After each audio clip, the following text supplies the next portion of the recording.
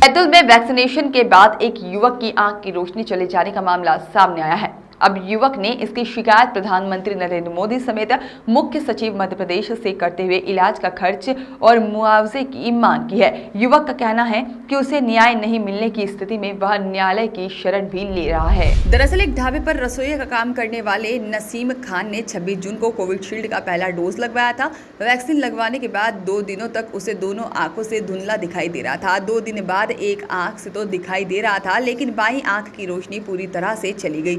युवक नसीम का कहना है कि आंखों के डॉक्टर से जब चेकअप करवाया तो पता लगा कि बाईं आंख की ब्लड वेल्स फट जाने से उसकी आंखों की रोशनी चली गई है। नसीम को शक है कि वैक्सीन लगवाने की वजह से ही उसकी आंखों की रोशनी चली गई है, लिहाजा अब उसने इसकी शिकायत उच्च अधिकारियों सहित प्रधानमंत्री नरेंद्र मोदी से भी की है, ताकि इलाज का खर्च और मुआवजा मिल सके। साथ ही इस मामले को लेकर अब कानूनी लड़ाई लड़ी जाने की बात भी पीड़ित युवक ने कही है। दूसरी तरफ स्वास्थ्य विभाग ने इस आरोप को पूरी तरह से खारिज कर दिया है। कहां फॉरवर्ड की जा रही है और क्या समस्या है इनकी? समस्या ये है कि बैतूल निवासी नसीम खान जी आए हैं। इन्होंने कोविड का टीकाकरण कराया है 26 जून को। टीका लगाने के 2.5 घंटे पश्चात इनका ऐसा कहना है कि इनकी जो लेफ़्ट आई है उसकी रोशनी पूरी तरह चल रही है। तो इस संबंध में हम प्रधानमंत्री जी, मुख्य सचिव मध्य प्रदेश शासन, कलेक्टर महोदय बैतूल और CMHO बैतूल को कंप्लेंट कर रहे हैं और हम इसमें मुआवजे की मांग कर रहे हैं। यदि हमें मुआवजा नहीं दिया जाएगा तो कोर्ट से जो भी हमको लीगल रेमेडी प्राप्त करने का अधिकार है उस तरफ भी जाएंगे। ये कंप्लेनेबल है शिकायत? जी हाँ, ये कंप्लेनेबल है। जब टीकाकरण कोविड का शुरू हुआ था तब प्रधानमंत्री जी ने और बड़े अधिकारियों ने सबने कहा था कि ये वैक्सीन जो है देश में बनी हुई है और चैलेंजेबल भी है, तो हम भी उसी का लाभ लेने की कोशिश कर रहे हैं इसमें। 26 जून को मैं क्या नाम है आपका? मेरा नाम नसीम खान है। नसीम जी, क्या हुआ आपके साथ? सबसे पहले तो मैं शुक्रवार के दिन जब वहाँ पर काम कर रहा था तो उस वक़्त पता चला कि वैक्सीन लगाना बहुत अनिवार्य है, नहीं तो काम नहीं कर सकेंगे। इसलिए मैं सैटरडे के दिन 11:30 बजे महारानी लक्ष्मीबाई स्कूल में गया और ये वैक्सीन लगाया। और मुझे पता था कि खा पी के जाना है, इसलिए मैं एक नारियल पानी भी पिया था और खाना भी अच्छा खा के गया था। वहाँ तो मुझे आधा घंटा कुछ नहीं हुआ, मगर मैं जब घर आया तो थोड़ा सा मेरे को अंधेरी आ रही थी आँखों में। उसके बाद मैं लेट गया, मगर जब लेटे लेटे मुझे महसूस हुआ कि मुझको मेरी ही छत नहीं दिख रही है, तो मैंने पांडे सर को फ़ोन लगवाया। पांडे सर को फ़ोन लगाया, उन्हें अपनी सिचुएशन बताया तो उन्होंने कहा कि आप यहाँ आ जाओ मेरे पास।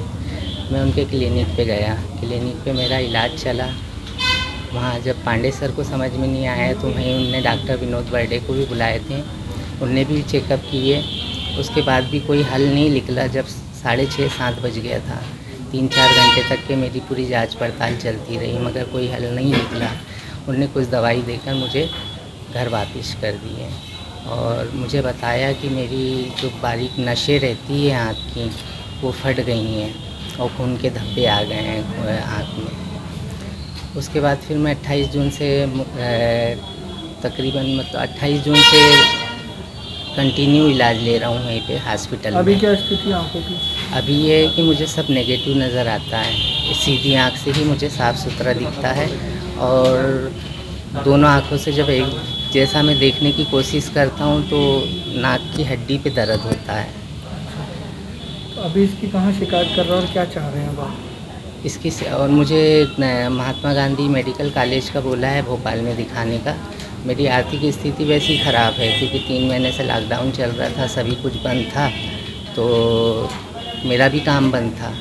अभी 8 दिन से तो काम शुरू हुआ था और ऐसे में ऐसी हालत। इससे पहले भी 7 महीने पहले मम्मी कैंसर पीड़ित थी तो उनकी डेथ हुई, तो काफ़ी कुछ अपना खर्चा हो चुका था। अभी आप कहाँ शिकायत करते हैं?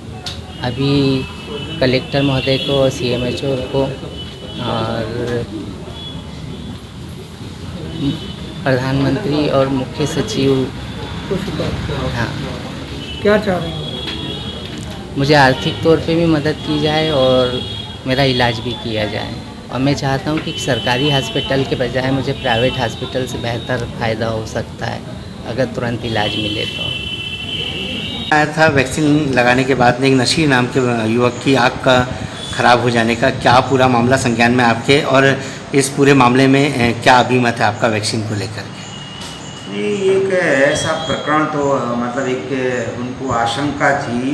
एक नसीम खान है, उनको MLB कॉलेज में वैक्सीनेट किया गया था कोरोना वैक्सीन, और संयोग से उनको रेटिनल हेमरेज हुआ था। रेटिनल हेमरेज, और डॉक्टर साहब से भी हमने बात की थी, तो उनको एक ईज डिजीज़ होती है जो यंग लोगों में होती है, जिस ऑटो इम्यून डिजीज़ होती है, वो प्रेसिपिटेट हुई है, तो संयोग है उनका।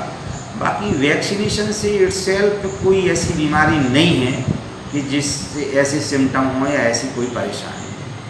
तो सर क्या लग रहा है कि मतलब क्या वैक्सीन सुरक्षित है, लेकिन उनको जो इंटरनल प्रॉब्लम थी उसकी वजह से अचानक उस तरह का हेमरेज हुआ? हाँ, वो वैक्सीन तो पूर्णतः सुरक्षित है। जो कोई ऐसी ऑटो इम्यून टाइप की डिजीज़ होती है, वो प्रेसिपिटेट किसी किसी को हो जाती है, तो वो प्रेसिपिटेट हुई है उनको। वो बीमारी पहले से थी, उनको प्रेसिपिटेट होनी थी, और वो बीमारी भी ऐसी है जो उन्हें डायग्नोस हुई है कि वो ऐसी जल्दी ठीक होने वाली नहीं है, वो ऐसा होता ही रहेगा, उसका ट्रीटमेंट ही चलेगा, कोई उससे कोई संबंधित नहीं है, वो बीमारी ही अलग। एक्चुअल सर वो शख्स ब्लेम कर रहा है वैक्सीनेशन को, विभाग को ब्लेम कर रहा है कि विभाग की खामियाजी की वजह से जब राइट पे लगना था वैक्सीन लेकिन लेफ्ट पे लग गया है, शायद इसी वजह से उसको नहीं, प्रॉब्लम नहीं, हुई। ऐसा कुछ नहीं, वो राइट और लेफ्ट से मतलब नहीं है। वैक्सीनेशन तो ड्रग है, चाहे लेफ्ट में लगे या राइट में लगे, उससे कोई फर्क नहीं पड़ता, वो तो ब्लड में ही जाता है। वॉइस ऑफ राइट्स के लिए बैतूल से युवराज सिंह गौर की रिपोर्ट।